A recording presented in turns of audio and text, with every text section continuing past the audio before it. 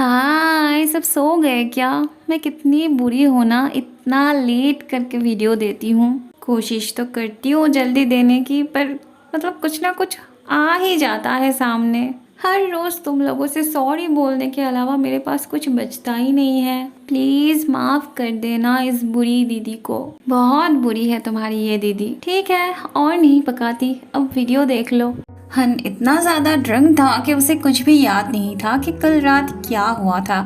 इसीलिए मानकुई से मिलने पे वो उससे पूछता है कि कल रात आखिर क्या क्या हुआ था। मानकुई कहती है, क्यों शिया ने क्या उसे कुछ भी नहीं बताया? वैसे तो कुछ भी नहीं हुआ था, वो बस बहुत ज्यादा ड्रंक था तो वो अपने घर नहीं जाना चाहता था, उसे उसके घर जाना था। फिर तो चिंजिंग और शिया आके उसे लेके गए थे। मानकुई कहती है शायद शिया ने उसे गलत समझा होगा। तब हन कहता है उसे परेशान होने की जरूरत नहीं है, वो शिया को सब एक्सप्लेन कर देगा। थोड़ी देर बाद हन को ऑफिस से कॉल आता है। उसे बताया जाता है कि क्लाइंट को उनका प्रोजेक्ट पसंद नहीं आया तो उन्होंने रिजेक्ट कर दिया। हन के सामने सच में एक बहुत बड़ी प्रॉब्लम आ पड़ी थी। अगर ये वाला प्रोजेक्ट सक्सेसफुल नहीं होता है तो हन के पापा की कंपनी को बचाया नहीं जा सकेगा। तब मानकुई पूछती है क्या वो उसके कोई काम आ सकती है। मानकुई की बात से हन को जैसे एक उम्मीद की किरण नजर आती है। उसे तो ख्याल ही नहीं था कि मानकुई एक बहुत अच्छी डिजाइनर थी। वो मानकुई से उनके कंपनी का प्रोजेक्ट डिजाइन करने के लिए कहता है। एक तरफ मिंग थी जो फ्री का खाना मन लगा के खा रही थी और दूसरी तरफ शिया हन और मानकुई के बारे में सोच सोच के परेशान हो रही थी। उसे कैसे भी करके मानकुई का घर पे आना रोकना था, नहीं तो घर आके वो फिर से खाना बनाने लगती और उसे लाइट बन के उन्हें रोशनी देना पड़ता। अब प्रॉब्लम ये थी कि उसे समझ में ही नहीं आ रहा था कि वो ऐसा होने से कैसे रोकेगी। मानकुई को घर पे आने से रोकने का इससे बढ़िया आइडिया और नहीं मिली शिया को। पिछली बार ये दोनों उसे यहाँ पे लेके आए थे और इस बार वो उन दोनों को यहाँ पे लेके आई थी। उसे कुछ ना खाते देख हन कहता है वो उन दोनों को यहाँ पे लेके आई और खुद ही कुछ नहीं खा रही है। मानकुई कहती है शिया शायद गलत समझ रही है। वो फिर से कल रात की क्लैरिफिकेशन देने लगती है। वैसे हन को तब मानकुई के हर बात पे भरोसा था, इसलिए वो भी मानकुई के हाँ में हाँ मिलाता है। मानकुई हन के लिए कितनी इम्पोर्टेंट है वो साबित करने के लिए मानकुई शिया के सामने हन की कंपनी के प्रोजेक्ट डिजाइन के बारे में डिस्कस करने लगती है। मतलब वो शिया को ये दिखाना चाहती थी कि इतनी बड़ी बात, इतनी बड़ी जिम्मेदारी हन ने उसे सौंपा था। शिया बहुत क्यूरियस होने लगती है तो हन कहता है वो उसे समझाएगा भी तो भी उसे कुछ भी समझ में नहीं आएगा। वो शिया को अपना फोन देता है प्रोजेक्ट को देखने के लिए। हन को लगता था एक मानकुई ही है जो उसके प्रॉब्लम को सॉल्व कर सकती थी और बाकी सब तो बेकार थे। और रही बात शिया की, तो डिजाइन के बारे में उसे कितना ही पता होगा। शिया को बहुत इंसल्टिंग फील हो रही थी। उसे हन के साथ एक ही गाड़ी में नहीं जाना था, उसे पैदल चल के जाना था। एक तो हन उसे जाने से रोकता है और ऊपर से उसके साथ बहस करने लगता है, उसे ज्ञान देने लगता है। शिया भी भला कितना बर्दाश्त करती, वो गाड़ी से उतर ही जाती है। अगले सीन में हम देखते हैं ये दोनों जब प्रोजेक्ट को लेके डिस्कस कर रहे होते हैं तब मोशिन चुपके से इन दोनों की फोटो ले लेती है और फिर शिया को जलाने के लिए उसे सेंड कर देती है। पर शिया के पास उल्टा सीधा सोचने का टाइम नहीं था। वो हन के प्रोजेक्ट को लेके रिसर्च कर रही थी। उसे रिसर्च करते देख चिंजिंग के दिमाग में पता नहीं क्या आता है और वो जल्दी से वहाँ से जाने लगता है। चिंजिंग घर आके पता नहीं क्या ढूंढ रहा होता है। वहाँ शिया बहुत अपसेट थी तो वो यहाँ पे चली आती है। उसे समझ में नहीं आ रहा था कि हन क्या सच में उसे पसंद करता है, क्या सच में उससे प्यार करता है। थोड़ी देर बाद उसे चिंजिंग का कॉल आता है। शिया जो रिसर्च कर रही थी चिंजिंग वो ढूंढ लिया होता है। चिंजिंग के लिए शिया की खुशी ही मैटर करती थी।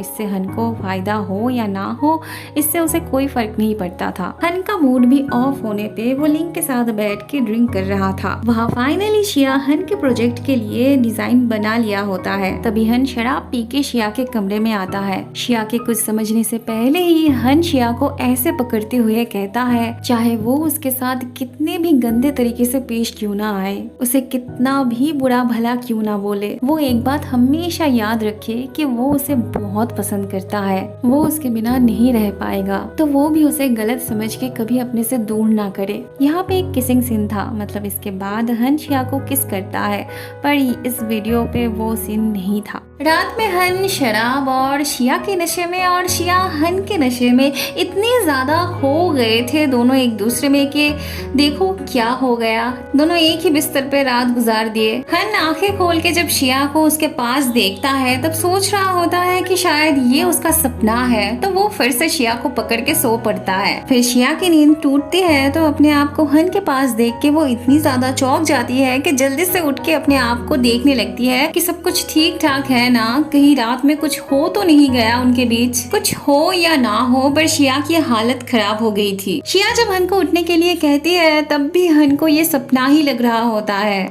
प्रूफ के तौर पे वो शिया को पिंच करके देखता है। शिया जब चिल्लाती है तब हन को पता चलता है कि ये कोई सपना वपना नहीं था, वो दोनों हकीकत में ही थे। सच में दोनों ने एक साथ रात गुजारा था। हन भी अपने आप को चेक करने लगता है कि कहीं सच में उनके बीच कुछ हुआ तो नहीं था। दोनों के बीच कुछ भी नहीं हुआ था, पर फिर भी शौक के मारे दोनों ही चिल्ला उठते हैं। इस इंसिडेंट के बाद शिया थोड़ा बहुत इतरा रही थी, पर शिया को चिढ़ाने में हन को बहुत मजा आ रहा था। शिया बार बार सफाई देने लगती है कि कल रात उनके बीच कुछ भी नहीं हुआ था। हन कहता है और कुछ हो या ना हो पर किस तो हुआ था। हन से बचने के लिए शिया के पास भागने के अलावा और कोई रास्ता नहीं बचा था। अगले सीन में हम देखते हैं टियान सर क्लास में अनाउंस कर रहे होते हैं। वो कहते हैं कंपटीशन के नेक्स्ट राउंड के लिए कैंडिडेट्स को अपने लिए एक मॉडल चुनना पड़ेगा। वहाँ हन को मानकुई के हाथों के बारे में जान के बहुत बुरा लग रहा था। वैसे मानकुई ने हन से अपने हाथों के चोट के बारे में तो कही थी, पर वो चोट कब और कैसे लगी थी इस बारे में उसने झूठ कहा था। दरअसल मानकुई नहीं चाहती थी कि हन को उसके कमजोरी के बारे में पता चल जाए। हन ने अचानक से इतनी उम्मीद से उसको इतनी बड़ी जिम्मेदारी सौंपी थी, तो वो मना कैसे कर पाती।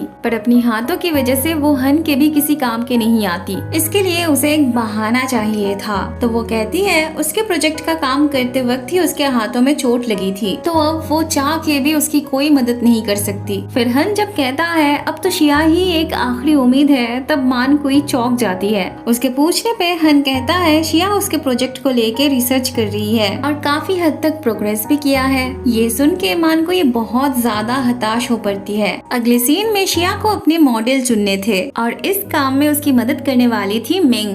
शिया से ज्यादा तो मिंग एक्साइटेड लग रही थी मॉडल चुनने में। वो सबके पास जा जाके उनके फिटनेस चेक करने लगती है, पर कोई भी बंदा उसके मन मुताबिक नहीं था, तो वो एक एक करके सबको रिजेक्ट कर रही थी। यहाँ तक कि उसे फेंग शाओ की 6 पैक वाला बॉडी भी अच्छी नहीं लगती। आखिर में बचा था चेंजिंग। अब जो जिसे पसंद करता हो उसे तो उसकी सारी बातें पसंद होगी, यही तो ऑब्वियस बात है। इसलिए वो चेंजिंग को ही सिलेक्ट करती है। पर इतनी आसानी से थोड़ी ना सिलेक्शन खत्म हो जाती। मॉडल के तौर पे अभी भी एक कैंडिडेट बाकी था और वो था हन। एक्चुअली हन कैंडिडेट नहीं था। शिया की हर बात पे बस उसका ही हक था। वहाँ पे किसी की एंट्री अलाउ नहीं थी। वो अपना हक से लेके जाता है। चेंजिंग को तो अभी भी समझ में नहीं आ रहा था कि एक्चुअल में वो शिया का मॉडल था या नहीं। नेक्स्ट राउंड बहुत जल्द होने वाली थी, तो उसकी तैयारी भी तो करनी थी। हन की ड्रेस तैयार करने के लिए शिया उसकी नाप लेती है। हन के एक्सरसाइज के वक्त भी शिया उसके साथ रहती है। हन भी बहुत मेहनत कर रहा था। शिया हन के फेस की भी केयर लेती है।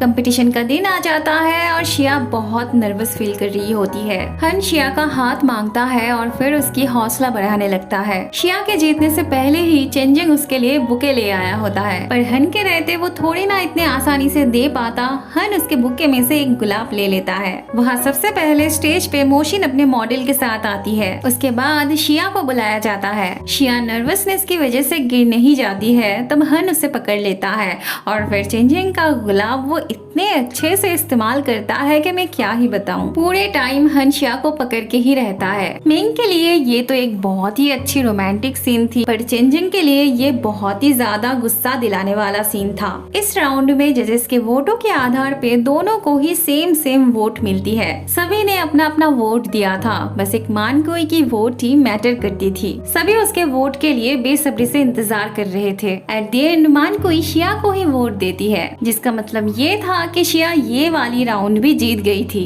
घर जाते वक्त प्रेस वाले इन दोनों को घेर लेते हैं ये पूछने के लिए कि आखिर इन दोनों के बीच रिश्ता क्या है। इनके हाथों से बचने के लिए दोनों ही तब भागने लगते हैं। मोशिन को शांत करने के लिए मानकुई कहती है वो शिया को बहुत ऊपर से नीचे गिराना चाहती है, इसीलिए वो आज भी उसे जितवा दिया। पर असली रीजन तो उसे ही पता थी। शिया को हर राउंड में जितवा के उसे हन से दूर करना था। बार बार जीतने की वजह से मोशिन के पापा शिया की फोटोज, उसकी प्रोफाइल अच्छे से चेक करने लगते हैं। मोशिन के पापा ने शिया को उनके कंपनी में जॉब का ऑफर दिया था, पर शिया को ये बात बहुत अजीब लग रही थी क्योंकि मोशिन उसकी दुश्मन थी। फिर दुश्मन के पापा उसे क्यों अपनी कंपनी में हायर करना चाहते थे। शिया को दाल में कुछ काला लग रहा था, पर हन को ये ऑफर बहुत इम्प्रेसिव लगती है क्योंकि इससे शिया को फ्रांस भी नहीं जाना पड़ता और वो उसकी नौकरानी बन के ही रहती। पर जो भी हो, शिया को मोशिन के पापा का ऑफर एक्सेप्ट नहीं करनी थी। जहाँ मोशिन के पापा शिया को अपनी कंपनी में हायर करना चाहते थे, वहीं मोशिन अपने पापा से शिया को कंपटीशन से बाहर निकाल देने के लिए कहती है। एक तरफ शिया थी जो मोशिन के पापा के ऑफर को एक्सेप्ट नहीं करना चाहती थी और दूसरी तरफ मोशिन के पापा थे जो खुद ही शिया से मिलने चले आते हैं। वो शिया के साथ साथ उसके दोस्तों को भी लंच पे बुलाते हैं। अब मोशिन के पापा भी इतने प्यार से उन्हें इनवाइट करते हैं कि शिया मना भी नहीं कर पाती। शिया मोशिन के पापा को साफ साफ बता देती है कि वो उनके कंपनी में ज्वाइन नहीं करना चाहती। मोशिन के पापा जब शिया के फैसले को बदल ही नहीं पाते, तब वो एक बहुत बड़ी सच्चाई सबके सामने रखते हैं। दरअसल शिया की मॉम और मोशिन के पापा बहुत साल पहले रिलेशन में थे। मोशिन के पापा के स्टेटस के साथ शिया की मॉम की स्टेटस नहीं मिलती थी, इसीलिए मोशिन के पापा के घर से उन दोनों का रिश्ता एक्सेप्ट नहीं किए थे। ऊपर से मोशिन के पापा के पेरेंट्स उन्हें मोशिन के मॉम के साथ शादी करने के लिए फोर्स किया था। उन्होंने सोचा था बाद में मोशिन के मॉम को डिवोर्स देके वो शिया के मॉम के साथ शादी करेंगे, पर शिया की मॉम उन्हें बिना बताए कहीं चली गई थी और उसने अपनी प्रेगनेंसी वाली बात भी उन्हें नहीं बताई थी। शिया के पापा उसे अपनी बेटी के रूप में एक्सेप्ट करना चाहते थे, पर जो शिया 2 दिन पहले अपने पापा को ढूंढना चाहती थी, आज वही सच्चाई सामने आने पर भी अपने पापा को एक्सेप्ट नहीं करना चाहती थी। शिया जाने लगती है तो हन और चेंजिंग दोनों ही उसके पीछे पीछे जाने लगते हैं। शिया बहुत ही ज्यादा टूट चुकी थी, इसलिए आज वो खुद ही हन को पकड़ के रोने लगती है। चेंजिंग परेशान होकर शिया को ढूंढने आता है और फिर ये देखता है एक ही पल में उसके लिए सारे रिश्ते बदल गए थे। कहाँ वो शिया को अपनी पत्नी बनाना चाहता था और वहाँ वो उसकी बहन निकली। वहाँ मोशिन के पापा के लिए कुछ पार्सल आए थे। बहुत ज्यादा क्यूरियोसिटी होने पे मोशिन एक पार्सल खोल के देखती है। उसमें डीएनए रिपोर्ट थी। मोशिन को भी पता चल जाता है कि उसके पापा के साथ शिया का क्या रिश्ता था, मतलब जिसे वो बर्दाश्त नहीं कर पाती है। आज वो उसकी बहन निकली। पहले उसने हन को छीन लिया और अब उसके पापा को छीनने वाली थी। सच में ये मोशिन के बर्दाश्त के बाहर थी। अगला वाला जो सीन था वो यहाँ पे कट कर दी गई होती है, तो जो सीन था वो मैं बस ऐसे ही बता देती हूँ। हाँ, अगले दिन स्कूल में जाके मोशिन शिया को एक थप्पड़ लगा देती है। उसके मॉम के बारे में भी उल्टा सीधा बोलने लगती है। तब शिया से भी बर्दाश्त नहीं होती और वो मोशिन का बाल पकड़ लेती है। दोनों ही एक दूसरे का बाल पकड़ के खींचने लगते हैं। उन्हें रोकने में बाकी स्टूडेंट्स जब बिजी हो पड़ते हैं, तब मौका देख के वान जेन शिया के टेबल पे जो उसकी बनाई हुई डिजाइन थी उसका फोटो ले लेती है। मतलब ये मोशिन का ही प्लान था। अगले सीन में हम देखते हैं मानकुई को प्रेस वाले उसके हाथों के बारे में पूछने लगते हैं। फिर शिया आके उसे बचा के ले जाती है। शिया को पहले से ही मानकुई के हाथों के बारे में पता था, मतलब उसे समझ में आ गया था कि ये चोट रिसेंटली नहीं बल्कि बहुत पहले की थी। मानकुई शिया से रिक्वेस्ट करती है कि वो ये बात हन को ना बताए। शिया भी प्रॉमिस करती है। मानकुई के जाते शिया के पापा उससे मिलने आते हैं, पर शिया को उनसे कोई बात नहीं करनी थी।